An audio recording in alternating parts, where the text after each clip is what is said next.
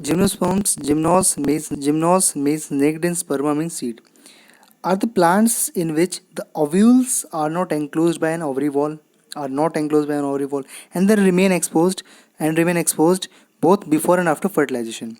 The seeds that develop post fertilization are not covered, that are naked. Gymnosperms include medium-sized trees or tall trees and shrubs. One of the gymnosperm, the giant redwood tree sequoia, is one of the tallest tree species. The roots are generally taproots. Roots in some genera have fungal association in the form of mycorrhiza, pinus, while in some others, cycas, the small specialized roots called the coralloid roots are associated with antofixing cyanobacteria. The stems are unbranched as in cycas or branched as in pinus and cedrus. The leaves may be simple or compound. The cycas in cycas the pinnate leaves persist for a few years. The leaves in the gymnosperms are well adapted to withstand extreme of temperature, humidity and wind. In conifers, the needle-like leaves reduce the surface area. Their thick cuticle and sunken stomata also help reduce water. The gymnosperms are heterosporous. They produce haploid microspores and megaspores. Heterosporous होते हैं gymnosperms, सीधी सीधी बात है, और दो तरह के microspores और megaspores बनाएंगे. These two kinds of spores are produced within sporangia. कहाँ बनेंगे स्पोर्स? स्पोरेंजिया में. That are born on sporophylls which are arranged spirally along an axis to form lax or compact स्ट्रोबुलाई or cons. समझे? तो देखो, spores बनेंगे sporangia में, sporangia होंगी sporophylls पे, और स्पोरोफिल्स अरेंज होंगे spirally along the axis to form lax or compact strobili or cons.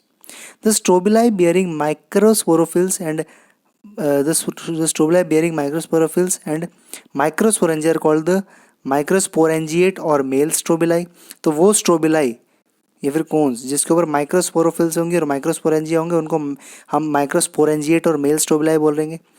The microspores develop into male gametophyte generation which is highly reduced and is confined to only a limited number of cells. पर फिर भी जो हमारे angiosperms हैं उनके अंदर और भी ज़्यादा हाईली रिड्यूस होगा. क्वेश्चन आया था एवीएमडी में. तो the microspores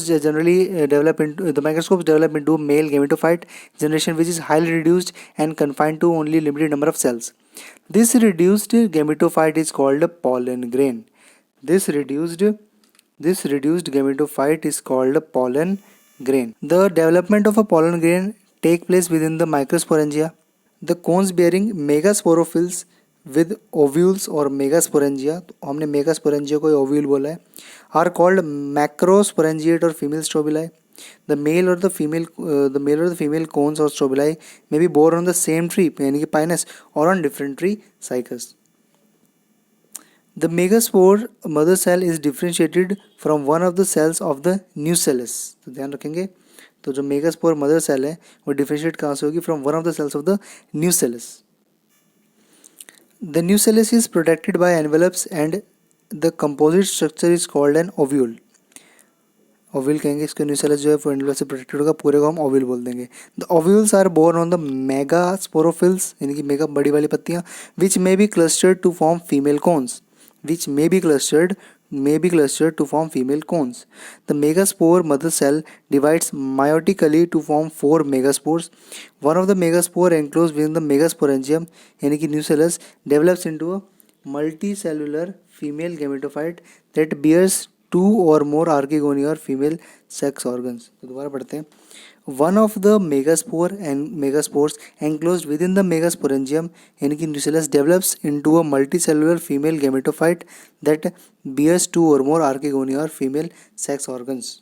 तो कहने का मतलब है जो मेगास्पोर होता है ना, मेगास्पोर यानी कि स्पोर जो कि मेगास्पोरेंजियम में बंद होगा, न्यूसेलस के अंदर मेगास्पोरेंजियम में जो मेगास्पोर होगा, उनमें से एक क्या करेगा? डेवलप हो जाएगा मल्टी सेलुलर फीमेल गैमेटोफाइट में, दैट बियर्स 2 और मोर आर्किगोनिया और फीमेल सेक्स ऑर्गन. तो गैमेटोफाइट के पास 2 और ज़्यादा आर्किगोनिया होंगे, सीधी सी बात है. The multi cellular female gametophyte is also retained with in megasporangium. तो मल्टी सेलुलर फीमेल गैमेटोफाइट को मेगास्पोरेंजियम पे ही रखते हैं. अब देखो, unlike bryophytes and pteridophytes, in gymnosperms the male and the female gametophytes do not have an independent free living existence. They remain within the sporangia retained on the sporophytes. Okay. The pollen grain is released from the microsporangium. They are carried in air currents and come in contact with the opening of the ovules borne on megasporophylls. The pollen tube carrying the male gametes grows towards the archegonia in the ovules and discharge their contents near the mouth of the archegonia, near the mouth of the archegonia. Following fertilization, zygote develops into an embryo and the ovules into seeds. These seeds are not covered. यहाँ पे diagram भी दिखा रखे हैं अपना famous cycas है जो अपने पास है भी. और नेक्स्ट नंबर आता है पाइनस का. और फिर सबसे नीचे है ये जिंको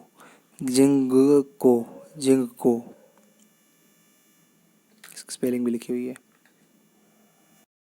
एंजियोस्पर्म्स जो 11th क्लास में एंजियोस्पर्म्स का सेक्शन दिया डिटेल में तो 12th क्लास में, पर 11th क्लास देखते हैं.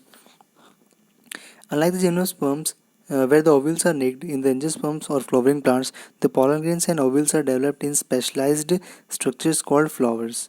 In angiosperms, the seeds are enclosed by fruits. In the angiosperms are an exceptionally large group of plants occurring in wide range of habitats. They range in size from tiny, almost microscopic wolfia to tall trees of eucalyptus. तो Wolffia से eucalyptus तक की range बताइए. Eucalyptus over 100 meters. They provide us with food, fodder, fuel, medicines, and several other commercially important products. They are divided into two classes, the dicotyledons and the monocotyledons. The dicotyledons are characterized by having two cotyledons in their seeds, while the monocotyledons have only one. The male sex organ in a flower is the stamen. Each stamen consists of a slender filament with an anther at the tip. The anthers following meiosis produces pollen grains. Reductional division होता है anthers के अंदर. The female sex organs in a flower is the pistil or the carpel. The pistil consists of an ovary enclosing one or many ovules. Within ovules are present the highly reduced female gametophyte termed embryo sacs. The embryo sac formation is preceded by meiosis. Hence, each of the cells of an embryo sac is haploid. Each embryo sac has a 3-celled egg apparatus, 1 egg cell, 2 synagids and 3 antipodal cells and 2 polar nuclei. The polar nuclei eventually fuse to produce a diploid secondary nucleus. The polar nuclei eventually fuse. To produce diploid secondary nucleus. Okay, we'll remember this. Pollen grains after dispersal from the anthers are carried by winds or various other agencies to the stigma of a pistil. This is termed as the pollination. The pollen grains germinate on stigma and the resulting pollen tubes grow through the tissues of the stigma and style and reach the ovule. The pollen tubes enter the embryo sac where the male gamete are discharged. One of the male gamete fuses with the egg cell to form the zygote, syngamy. The other male gamete fuses with the diploid secondary nucleus to produce triploid primary endosperm nucleus span. Because of the involvement of two fusions, this event is termed as the double fertilization. An event unique to angiosperms. The zygote develops into an embryo with 1 or 2 cotyledons and the primary endosperm nucleus यानी कि pen develops into the endosperm which provides nourishment to the developing embryo. The synagids and the antipodals degenerate after fertilization. During these events, the ovules develop into seeds and the ovaries develop into fruits. The life cycle of the angiosperm is shown in the figure. Itna. This is the figure. We can see here.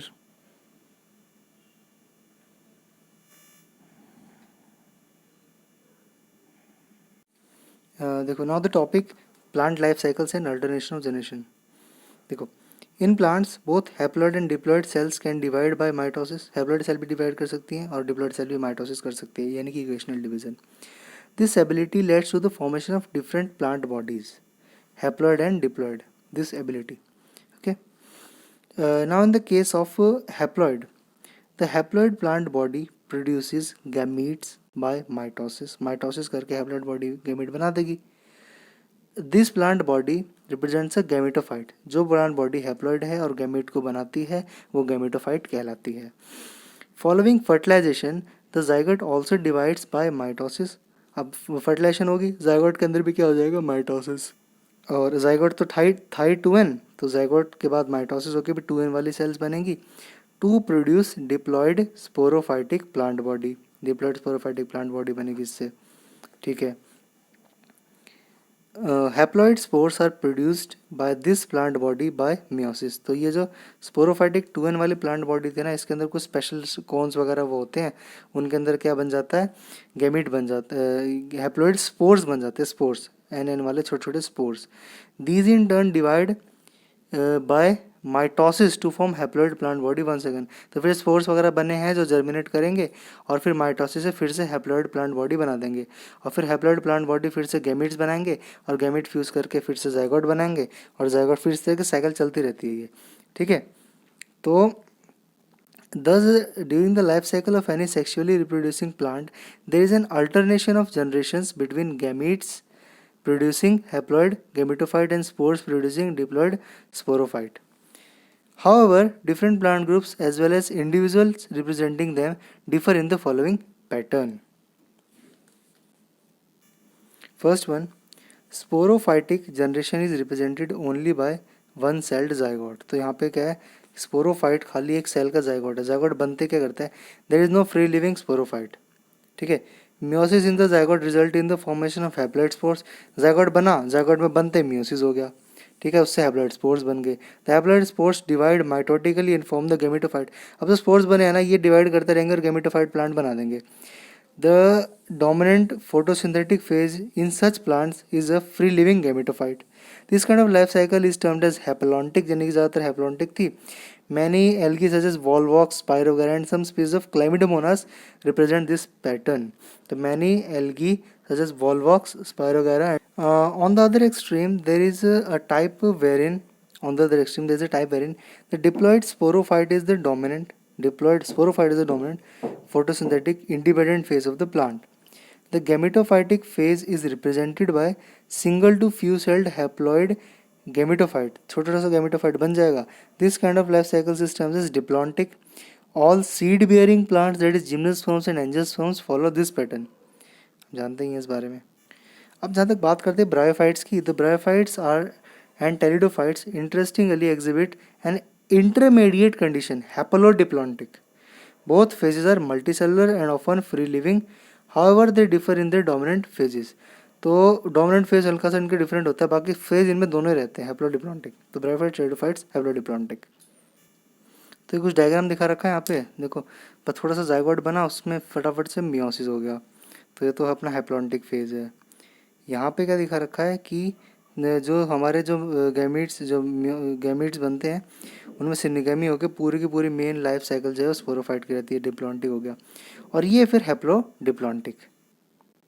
A dominant independent photosynthetic thalloid or erect phase is represented by haploid gametophyte, ठीक है, haploid gametophyte जो होगा, and it alternates with a short lived multicellular sporophyte totally or partially dependent on the gametophyte for its anchorage and nutrition.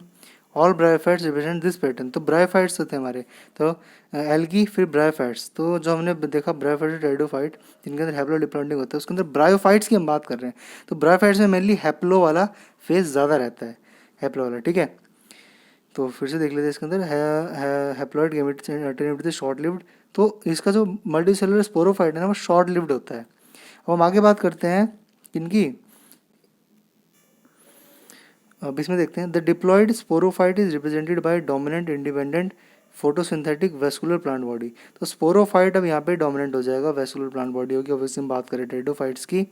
It alternates with the multicellular sporophytic autotrophic, sorry saprophytic autotrophic independent but short-lived haploid gametophyte. Such pattern is known as the haplodiplontic life cycle. All pteridophytes exhibit this pattern. ठीक है, तो ये pattern क्या कहलाता है, haplodiplontic. इसको सभी pteridophyte follow करते हैं। Interestingly, while most of the alga genera are haplontic, some of them are, जैसे एल्गा जो है ना वो हैप्लॉन्टिक ही होते हैं ज़्यादातर, थोड़ा बहुत उन्हें गैमेट बन जाता है, मेनली हैप्लॉन्टिक है सारे एल्गा। पर एक्टोकार्पस, पॉलीसेफोनिया, कैल्प्स ये हैप्लोडिप्लॉन्टिक हो जाते हैं। और फ्यूकस तो बेचारा पूरा का पूरा डिप्लॉन्टिक ही है, फ्यूकस डिप्लॉन्टिक है। और Ectocarpus, Polysiphonia, kelps, EPK, Ectocarpus, Polysiphonia, kelps are haplodiplontic.